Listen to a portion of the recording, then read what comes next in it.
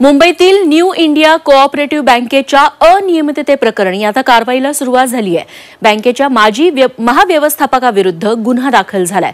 माजी महाव्यवस्थापक हितेश मेहताला पोलिसांनी ताब्यात घेतलंय। त्यांनी पदाचा गैरवापर करून बँकेच्या तिजोरीतून तब्बल 122 कोटी रुपये उकळल्याचा आरोप आहे।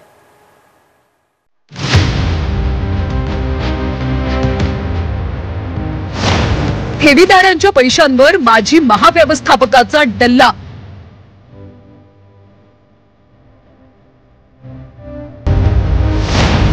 हितेश मेहतानं तिजोरीतून लुटले 122 कोटी।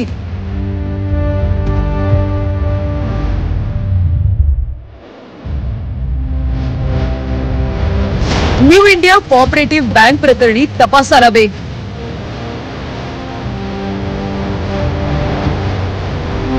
आर्थिक अनियमिततेप्रकरणी मुंबईतल्या न्यू इंडिया कोऑपरेटिव्ह बँकेवर रिझर्व्ह बँक ऑफ इंडियानं निर्बंध लादले।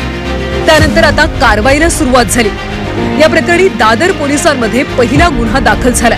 बँकेचा माजी व्यवस्थापक हितेश मेहता यानं दादर आणि गोरेगाव इथल्या बँकेच्या शाखेतून गैरव्यवहार करत तब्बल 122 कोटी रुपये काढल्याचा आरोप आहे। दरम्यान हे प्रकरण आता अधिक तपासासाठी आर्थिक गुन्हे शाखेकडे वर्ग केलाय।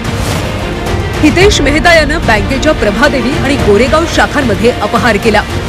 आपल्या कार्यकाळात तो या शाखांची जबाबदारी सांभाळत होता।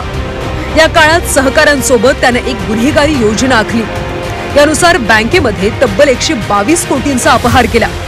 हा घोटाळा 2020 ते 2025 दरम्यान झाल्याचा आरोप आहे। अचानक न्यू इंडिया कोऑपरेटिव्ह बँकेवर आरबीआयनं निर्बंध लादल्यानंतर ठेवीदार हवालदिल झालेत। आपले पैसे आणि लॉकर्स मधला ऐवज काढण्यासाठी नागरिकांनी सलग दुसऱ्या दिवशी बँकेबाहेर गर्दी केली। लोकांचे डिपॉझिट्स आहेत मोठ्या मोठ्या अमाऊंटचे, सगळे सिनियर सिटीजन आहेत, 70-75 वर्षाचे। काल लोकांना उभं राहता येत नव्हतं, पण जे काय बँकेची मॅनेजमेंटने जो काय घोळ केला असेल, पण आता ह्या लोकांना सर्वसामान्य माणसाला त्रास होतोय ना। आता आमची मुलं आम्हाला म्हणतात कोऑपरेटिव्ह बँकेत का अकाउंट ओपन केलं तुम्ही, एवढ्या नॅशनल बँकेत का ठेवलं नाही, तर ह्या बँकेवर मी विश्वास ठेवला। दरम्यान हे प्रकरण गंभीर आहे असं म्हणत मी अमित शहा आणि निर्मला सीतारमण यांच्याशी स्वतः बोलणार असल्याचं खासदार सुप्रिया सुळेंनी म्हटलंय।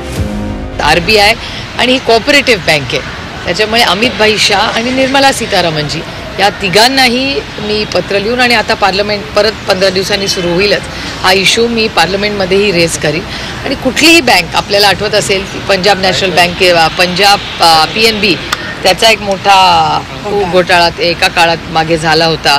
त्याच्यामुळे अशा ज्या गोष्टी होतात या सगळ्यासाठी आपण सगळ्यांनी मिळून अलर्ट राहिलंच पाहिजे। आरबीआयनं नियम आणि कायद्याच्या चौकटीत कारवाई केली। केंद्र सरकार आणि मुख्यमंत्र्यांशी चर्चा करून लोकांना पैसे परत मिळवून देऊ असं आशिष शेलारांनी म्हटलंय।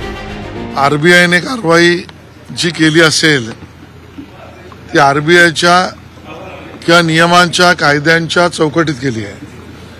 आरबीआयच्या या कारवाईमुळे अजून लोकांचे पैसे सुरक्षित राहावेत याच दृष्टीने ही कारवाई केली आहे। मला वाटतं या विषयामध्ये केंद्र सरकार आणि माननीय मुख्यमंत्री हे चर्चा करून सर्व ठेवीदारांचे पैसे सुरक्षितच राहतील आणि त्यांना त्यांचे पैसे मिळतील या पद्धतीच्या कार्यपद्धतीचा निर्णय करतील। आपण त्याबद्दल निश्चित राहिलं पाहिजे। न्यू इंडिया बँक घोटाळा प्रकरणी आर्थिक गुन्हे शाखेकडून सध्या तपास केला जातोय। गुन्हे शाखेकडून निधीच्या हालचालींवर लक्ष ठेवत घोटाळ्यात सहभागी असलेल्या इतर संभाव्य गुन्हेगारांची ओळख पटवली जाते। खरं तर हे प्रकरण बँकिंग संस्थांमधल्या आर्थिक फसवणुकीच्या वाढत्या चिंतेवर प्रकाश टाकणार आहे। आता लवकर तपास होत खातेदारांना त्यांचे पैसे मिळू देत हीच अपेक्षा। मनोज कुलकर्णी, झी 24 तास, मुंबई।